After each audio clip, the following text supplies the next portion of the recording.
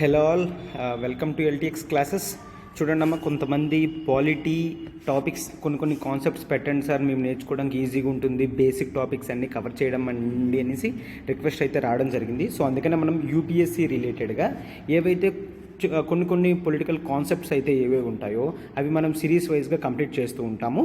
So stay tune with us. ఈరోజు ఇప్పుడు మనం తీసుకున్నది fundamental versus constitutional versus statutory rights అనమాట. ఓకేనా? ఎస్, దీని గురించి బేసిక్స్ మొత్తం బ్యాక్గ్రౌండ్ అంతా చూసి షార్ట్ వీడియో చాలా క్రిస్ప్గా పొలిటికల్ కాన్సెప్ట్స్ అనేవి మనం నేర్చుకోవడం అనేది జరుగుతుందన్నమాట. ఓకేనా? ఎస్, ఆర్టికల్ డీల్ చేస్తుంది శ్రీనివాస్.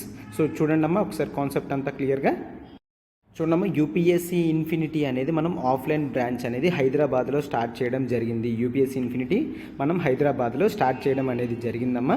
ఇప్పుడు మనం అశోక్ నగర్ హైదరాబాద్లో బ్రాంచ్ అనేది ఎస్టాబ్లిష్ చేయడం జరిగింది. ఆఫ్లైన్లో వీఆర్ దే. ఎవరైనా ఏ క్లాస్ చూడాలనుకున్నా కూడా ఖచ్చితంగా ఫ్రీగా 3 days డెమో అనేది మీకు ఉంటుంది. ఖచ్చితంగా ఈ 3 days అనేది మీరు అటెండ్ అవ్వచ్చు. ఫుల్ ఫ్లెజ్డ్గా క్లాసెస్ అనేవి వినొచ్చమ్మా మీకు. ఓకేనా? ఎస్, ఫీజు వచ్చేసి మీకు కేవలం 5,000 per month ఈఎంఐ కట్టు హ్యాపీగా క్లియర్ చేయొచ్చు. ఆఫ్లైన్ ఫీజ్ మీకు అన్లిమిటెడ్ యాక్సెసిబిలిటీ అనేది వస్తుంది. ఓకేనా? ఆఫ్లైన్ కూడా మీకు unlimited accessibility and life time validity వస్తుంది. అంటే ఎన్నిసార్లు కావాలంటే అన్నిసార్లు క్లాస్కి వచ్చి మీరు ఆ క్లాసెస్ అనేవి వినొచ్చమ్మా. బ్యాచెస్ వైజ్ మనకు అవుతూ ఉంటాయి కదా, ఏ బ్యాచ్లో అయినా కూడా మీరు జాయిన్ అవ్వచ్చు. ఎప్పుడైనా కూడా 3 days ఫ్రీ డెమోకి మీరు అటెండ్ అవ్వచ్చు. ఆ 3 days డెమో చూసిన తర్వాత మాత్రమే మీరు క్లాస్లో అనేది జాయిన్ అవ్వచ్చమ్మా. ఓకేనా? ఈఎంఐ కేవలం 5,000 per month కడితే సరిపోతుంది. 5,000 per month కడితే సరిపోతుంది. యూపీఎస్సీ ఇన్ఫినిటీ కోర్స్ గురించి మీకు తెలుసు కదా, మనం జిఎస్ ప్లస్ ఎస్ఐ పేపర్స్ అన్నీ కలిపి ప్రొవైడ్ చేయడం జరుగుతుంది అన్లిమిటెడ్ యాక్సెసిబిలిటీతో. ఓకే, అన్లిమిటెడ్ యాక్సెసిబిలిటీతో ఒకసారి మాత్రం కాదు, 2 సార్లు మాత్రమే కాదు, ఎన్నిసార్లు కావాలంటే అన్నిసార్లు క్లాసెస్ అనేవి మీరు యాక్సెస్ చేయొచ్చమ్మా. ఓకేనా? ఇక్కడ ఈ నెంబర్ చూడండి, ఈ నెంబర్ ప్రత్యూష మేడంది. సబ్స్క్రిప్షన్ కాల్ చేయాలన్నా ఏవైనా డౌట్స్ కానీ క్వేరీస్ కానీ మీరున్నా ఈ మేడంకి కాల్ చేయండి, మీ డౌట్స్ అనేవి సాల్వ్ చేసుకోండి. సబ్స్క్రిప్షన్ కూడా వెంటనే తీసుకోండమ్మా. ఈ సిరీస్ చెప్తున్నాను కదా శ్రీనివాస్, నేను ఆల్రెడీ హైదరాబాద్లో పాలిటీ డీల్ చేయడం జరుగుతుంది. ఓకేనా? పాలిటీ నేనే డీల్ చేస్తున్నానమ్మా. సో క్లాసెస్ మీరు వింటారు కదా, చూడండి. సబ్స్క్రిప్షన్ చేసుకునే ముందు కావాలంటే ఫ్రీ డెమో 3 days అనేది ఖచ్చితంగా మీరు హైదరాబాద్ ఆఫ్లైన్ బ్రాంచ్కి వచ్చి అటెండ్ అవ్వచ్చు. మనం ఎంత డీటెయిల్డ్గా క్లియర్గా డిస్కస్ చేస్తామో బోత్ ప్రిలిమ్స్ ప్లస్ మెయిన్స్ ఓరియంటెడ్లో మీరు క్లాసెస్ చూసిన తర్వాత పేమెంట్ అనేది మీరు స్టార్ట్ చేయొచ్చాము. ఎందుకంటే హ్యాపీగా 5,000 per month కడుతూ మీరు లాంగ్ సిలబస్ మొత్తం హ్యాపీగా కంప్లీట్ అనేది చేసుకోగలరు. డెమోస్కి అయితే మాత్రం ఖచ్చితంగా అటెండ్ అవ్వమ్మా. ఎవరైతే హైదరాబాద్ దగ్గరలో ఉన్నారో వాళ్ళందరూ డెమోస్కి అటెండ్ అయితే అవ్వండి. క్లాసెస్ అనేవి మీరు ఎక్స్పీరియన్స్ చేయండి, ఆ తర్వాత అమౌంట్ అనేది కట్టండి అమ్మా. ఎందుకంటే ఎగ్జామినేషన్స్ దగ్గరకు వస్తున్నాయి కదా, తెలంగాణ నుంచి గ్రూప్ 2 నోటిఫికేషన్, గ్రూప్ 1 నోటిఫికేషన్ పడుతుంది, ఆంధ్ర నుంచి కూడా. ప్లస్ ఎవ్రీ ఇయర్ మనకి సివిల్స్ అనేవి పోస్ట్స్ కూడా ఇయర్ పెరగడం జరిగింది. కొంత ఇన్ఫర్మేషన్ వరకు నెక్స్ట్ ఇయర్ కూడా ఈ నెంబర్ అనేది మెయింటైన్ చేస్తారు అని అనుకుంటున్నారనమాట. సో అందుకనే ఇంకా లేట్ చేయకండి, ఎర్లీగా ప్రిపరేషన్ అనేది స్టార్ట్ చేస్తే మీరు హ్యాపీగా క్లియర్గా కోర్స్ అనేది కంప్లీట్ చేయొచ్చు అనమాట. ఓకేనా? ఎస్, చిన్న అనౌన్స్మెంట్ అమ్మ, మన ఫీజెస్ అనేవి పెరుగుతున్నాయి. Fees is getting revised. ఎంత? యూపీఎస్సీ అండ్ గ్రూప్ 1 ప్యాకేజ్ మీద మనకి 10,000 దాకా పెరుగుతుంది. సార్ ఎప్పటి నుంచి పెరుగుతుంది? April 1st నుంచి మనకి March 31st వరకు మాత్రమే ఈ ఫీజెస్ ఉంటాయమ్మా. ఎంత ఫీజెస్? యూపీఎస్సీ ఆఫ్లైన్ అయితే మనం ప్రస్తుతం శ్రీకాకుళంలో ఉన్నాము, విశాఖపట్నంలో ఉన్నాము, హైదరాబాద్లో కూడా ఉన్నాము. ఓకేనా? ఈ 3 branchesలోని మనం ఆఫ్లైన్ అనేది ఉండడం జరుగుతుంది. ఆఫ్లైన్ మీకు కేవలం వచ్చేసి 70,000 రూపీస్కి మాత్రమే టోటల్ జిఎస్ కవర్ అవుతుంది, ప్లస్ ఎస్ఐ కూడా కవర్ అవుతుంది. 70,000 రూపీస్ మాత్రమే యూపీఎస్సీ ఆఫ్లైన్. యూపీఎస్సీ ఆన్లైన్ వచ్చేసి కేవలం 60,000 రూపీస్ మాత్రమే. కేవలం 60,000తో మీకు అన్లిమిటెడ్ యాక్సెసిబిలిటీ అనేది కూడా వస్తుంది. ఆఫ్లైన్ తీసుకున్న వాళ్ళకి ఆన్లైన్ కాంప్లిమెంటరీ. మళ్ళీ మనకి ఇంకా గ్రూప్స్ కావాలంటే ఏపీపీఎస్సీ, టీఎస్పీఎస్సీ గ్రూప్ 1 అనేది మనకి కేవలం ఆఫ్లైన్ 40,000 రూపీస్ మాత్రమే. 40,000 రూపీస్ మాత్రమే. గ్రూప్ యూపీఎస్సీ ఆఫ్లైన్ తీసుకుంటే టీఎస్పీఎస్సీ, ఏపీపీఎస్సీ కూడా మీకు కంప్లీట్లీ ఫ్రీ అమ్మ, కాంప్లిమెంటరీగా వస్తుంది. Yes, group 1 both APPSC and TSPSC group 1 అనేది మనకి కంప్లీట్లీ ఫ్రీ ప్యాకేజ్ అనేది వస్తుంది యూపీఎస్సీ ఆఫ్లైన్ తీసుకుంటే. ఫీజెస్ అనేవి 70,000 కాస్త 80,000కి April 1st వెళ్ళబోతుంది. April 1st నుంచి 70,000 ఫీజు కాస్త 80,000కి వెళ్ళిపోతుంది. 60,000 ఫీజు కాస్త 70,000కి వెళ్ళబోతుంది. 40,000 ఫీజు కాస్త 50,000కి వెళ్ళబోతుంది. 40,000 ఫీజు కాస్త 50,000 50,000కి వెళ్ళబోతుంది. సో అంతటి లోపలే సబ్స్క్రిప్షన్ చేసుకున్నమ్మా ఈ మార్చి 31 లోపల చేసుకుంటే మీరు ఈ వైట్ కలర్లో ఉన్న బాక్సెస్లో లిమిట్ అవ్వచ్చు. లేదు అంటే ఈ రెడ్ కలర్లో ఉన్న బాక్సెస్ ఫీజు వైపు వెళ్తారు. ఓకేనా, 80,000, 70,000, 50,000 అనవసరంగా ప్రతి దాని మీద 10,000 అనేది ఎక్స్ట్రా అనేది పడుతుంది. సో అనవసరంగా 10,000 కట్టక అవసరం లేదమ్మా. ఆ ముందు లోపల మన క్లాసెస్ ఎలా ఉంటాయో తెలుసు, మనం ఎంత ప్రొడక్టివ్గా డీల్ చేస్తామో కూడా మీకు తెలుసు. సో అందుకనే ఆలోచించాల్సిన అవసరం లేదు. కావాలంటే ప్రతి చోట మీరు 3 డెమోస్ అనేవి ఫ్రీగా తీసుకోవచ్చు. అంటే 3 రెగ్యులర్ క్లాసెస్ మీరు ఫ్రీగా అటెండ్ అవ్వచ్చు. ఫ్రీగా అటెండ్ అయిన తర్వాత మీరు పేమెంట్ అనేది స్టార్ట్ చేయొచ్చమ్మా. ఇక్కడ నెంబర్ చూడండి, ఈ నెంబర్ ప్రత్యూష మేడంది. మేడంకి కాల్ చేయండి. ఎస్, మీ డెమో సెషన్ బుక్ చేసుకోవాలనుకున్న మేడంకి కాల్ చేయండి. ఇంకే డౌట్స్ ఉన్నా మేడం కాల్ చేయండి. సబ్స్క్రిప్షన్ కూడా మీరు మేడం కాల్ చేసి సబ్స్క్రిప్షన్ అనేది వెంటనే తెలుసుకోవచ్చు అనమాట. ఓకేనా, ఎస్. సో ఇంకెందుకు లేట్, ఒక్కసారి ఆర్టికల్లోకి వెళ్దాం. చూడండి అమ్మా. So first, what is fundamental right? Okay, మనం fundamental versus constitutional versus statutory rights కదా చూస్తాం. ఫస్ట్ ఫండమెంటల్ రైట్స్ అనేది చూద్దాం. ఓకేనా, ఫస్ట్ మీనింగ్ ఏంటి, ఫండమెంటల్ అంటే మీనింగ్ ఏంటో చూసిన తర్వాత రైట్స్ లింక్ చేసి ఫండమెంటల్ రైట్స్ అనేది చూస్తాం. ఫస్ట్ రైట్స్ అంటే ఏంటి? రైట్స్ అంటే హక్కులు అని అంటాం కదమ్మా.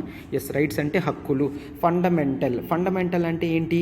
ద వెరీ నేచర్ అనమాట. అంటే చాలా బేసిక్ రైట్స్, చాలా ఇంపార్టెంట్ రైట్స్ అనమాట. చాలా క్రూషియల్, చాలా ఇంపార్టెంట్ అంటాం కదా, అలాంటి వాటిని ఫండమెంటల్ అని అంటాం అనమాట.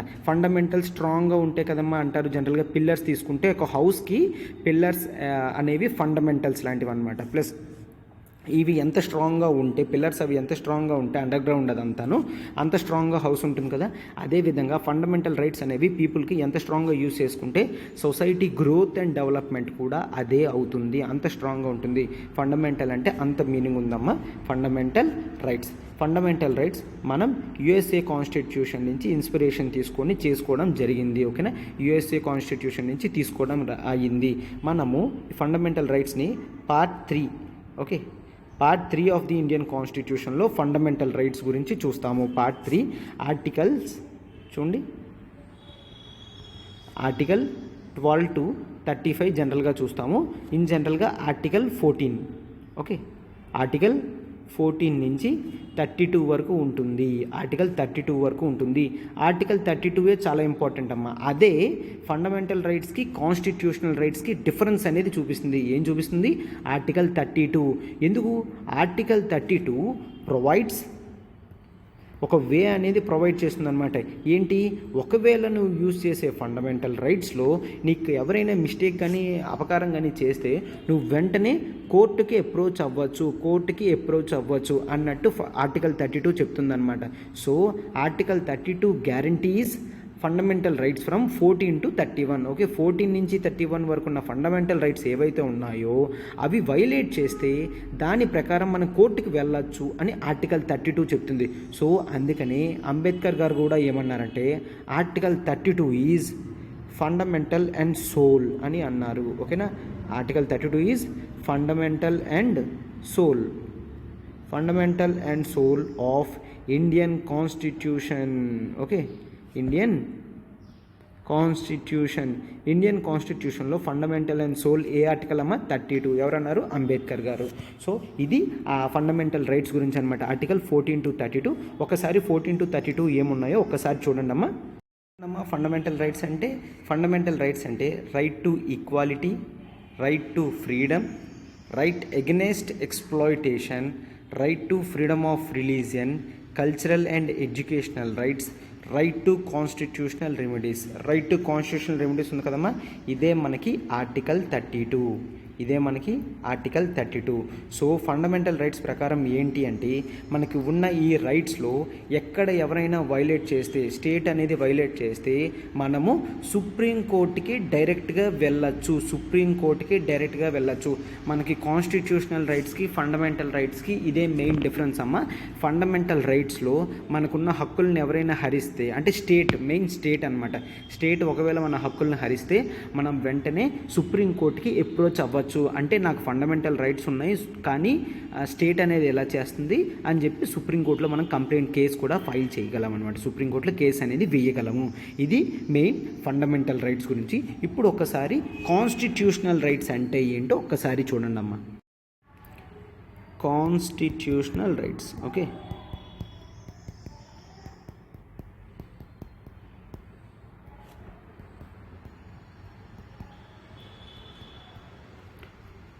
అంటే మనకి కాన్స్టిట్యూషన్ కొన్ని రైట్స్ అనేది ఇవ్వడం జరుగుతుంది. ఆ రైట్స్ మనం ఎలా ఉపయోగించుకుంటాం అనేది జనరల్గా చూస్తామన్నమాట. అంటే మనకి ఏదైనా ఇచ్చిన రైట్ అనేది కాన్స్టిట్యూషన్లో ఉంటే దాన్ని కాన్స్టిట్యూషనల్ రైట్ అని అంటాము. ఓకేనా. మనకి యూనివర్సల్ అడల్ట్ ఫ్రాంచైజ్ ఉంది కదమ్మా, యూనివర్సల్ అడల్ట్ ఫ్రాంచైజ్ అంటే ఏంటి అంటే 18 ఇయర్స్ దాటిన ప్రతి ఒక్కరూ కూడా, ఓకే, 18 ఇయర్స్ ప్లస్ ఉన్న ప్రతి ఒక్కరూ కూడా ఓటు వేయచ్చు. 18 ఇయర్స్ దాటి ఉన్న ప్రతి ఒక్కరు కూడా, అంటే జెండర్తో కానీ, రిలీజియన్తో కానీ, కాస్ట్తో కానీ, కమ్యూనిటీతో కానీ దేంతో రిలేషన్ లేకన్నా 18 ఇయర్స్ ప్లస్ ఉంటే చాలు, ఖచ్చితంగా ఓటు వేయడానికి వాళ్ళు అర్హులు. ఎవరు చెప్తున్నారు ఇది? Universal adult franchise. ఎక్కడ ఉంది అది? మన కాన్స్టిట్యూషనల్లో ఆర్టికల్ రాసి ఉంది. ఎక్కడ ఉంది అది?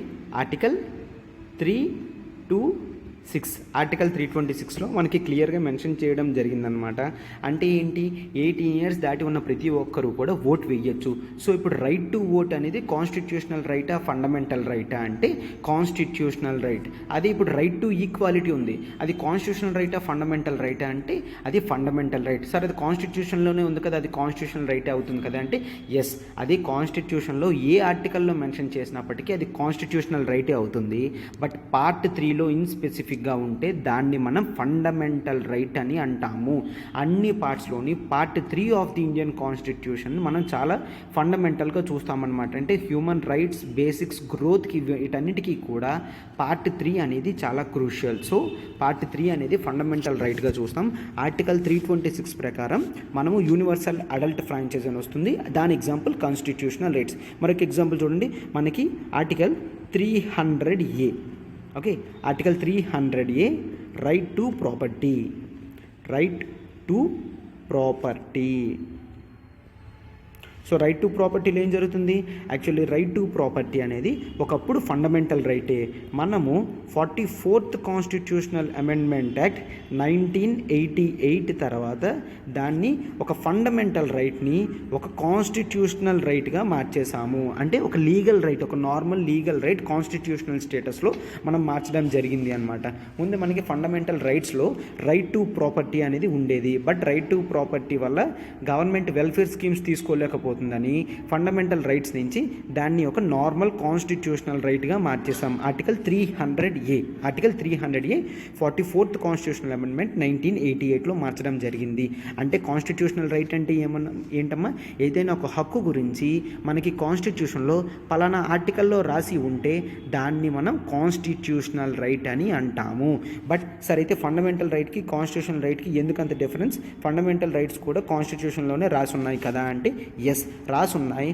బట్ ఒకవేళ స్టేట్ అనేది వైలేట్ చేసింది అనుకోండి మీ రైట్స్ని ఏవైనా, అదే మీకు ఫండమెంటల్ రైట్స్ని వైలేట్ చేస్తే మీరు వెంటనే సుప్రీంకోర్టులో అప్రోచ్ అవ్వచ్చు. అదే వైలేషన్ అనేది మీకు నార్మల్ కాన్స్టిట్యూషనల్ రైట్స్లో జరిగితే మీరు హైకోర్టుకి ముందు వెళ్ళి హైకోర్టు నుంచి మాత్రమే సుప్రీంకోర్టుకి వెళ్ళగలరు. హైకోర్టు నుంచి మాత్రమే సుప్రీంకోర్టుకి వెళ్ళగలరు. ఇది main difference between fundamental right and constitutional right. ఓకేనా. ఫండమెంటల్ రైట్కి ఒక కాన్స్టిట్యూషనల్ రైట్కి మెయిన్ డిఫరెన్స్ అనేది ఇదేనమ్మా. ఇక్కడ ఎప్పుడైతే మీకు అర్థమవుతుందో మొత్తం క్లియర్ అనే పిక్చర్ అనేది రావడం జరుగుతుంది. Okay, constitutional right versus fundamental rights. ఇప్పుడు లీగల్ రైట్స్ అంటే ఏంటో ఒక్కసారి చూడండి అమ్మా. First of all, what is meant by statutory? Statutory అంటే ఏంటి? స్టాట్యూటరీ రైట్స్ అంటే ఏంటో ఒక్కసారి చూద్దాం. స్టాట్యూటరీ అంటే ఏదైనా ఒక రైట్ అనేది, ఒక హక్కు అని మనకి చట్టం నుంచి వచ్చిందనుకోండి, ఒక యాక్ట్ నుంచి వస్తే దాన్ని, ఆ రైట్ని మనం స్టాట్యూటరీ రైట్ అని అంటాము. ఒక బాడీని స్టాట్యూటరీ బాడీ అని ఎప్పుడు అంటామమ్మా? ఆ బాడీ అనేది ఒక యాక్ట్ నుంచి వస్తే దాన్ని స్టాట్యూటరీ బాడీ కింద మనం చూస్తాము. ఇప్పుడు ఒకసారి చూడండి, ఇప్పుడు నేను నేషనల్ హ్యూమన్ రైట్స్ కమిషన్ అని అన్నాను అనుకోండి. ఈ నేషనల్ హ్యూమన్ రైట్స్ కమిషన్ అనేది ఒక యాక్ట్ నుంచి వచ్చింది. ఆ యాక్ట్ ఏంటి అంటే ప్రొటెక్షన్ ఆఫ్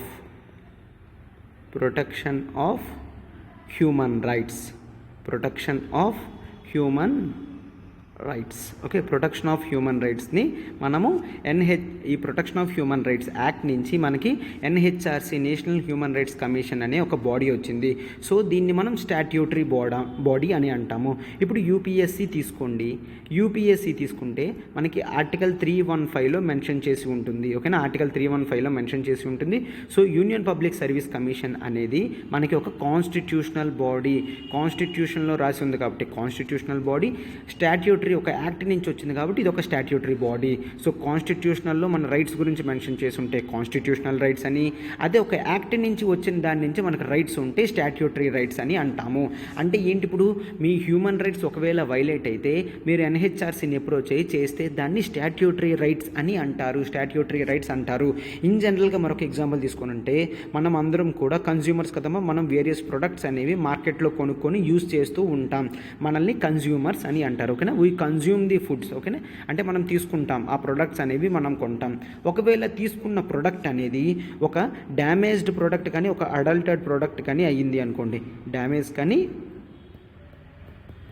అడల్టెడ్ అంటే కల్తీ చేయబడిన వస్తువు కానీ మనం కొన్నాము అనుకోండి తెలియకన్నా, వెంటనే ఆ వస్తువుని తిరిగి ఇచ్చేసి మన డబ్బులను తీసుకునే కెపాసిటీ అనేది మనకు ఉంటుంది.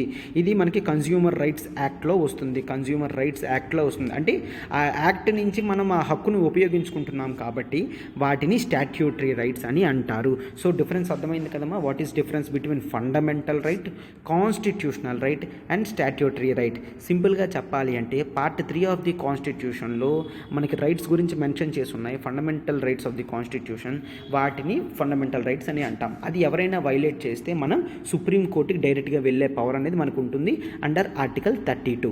ఓకేనా, ఎందుకంటే అది constitutional remedies. Okay, right to constitutional remedies అనమాట. అదే స్టాట్యూటరీ రైట్స్లో ఒక యాక్ట్ నుంచి మనకి ఏదైనా హక్కు వస్తే దాన్ని స్టాట్యూటరీ రైట్స్ అంటాం. For example consumer rights act కానీ protection of human rights act కానీ వీటన్నిటిలో చూసుకుంటే వాటి నుంచి వస్తుంది. సార్ మరైతే కాన్స్టిట్యూషనల్ రైట్స్ అంటే ఏంటి? ఏదైనా ఒక రైట్ గురించి మనకి కాన్స్టిట్యూషన్లో రాసి ఉండి పార్ట్ 3 కాకపోతే దాన్ని మనం కాన్స్టిట్యూషనల్ రైట్స్ అని అంటాము.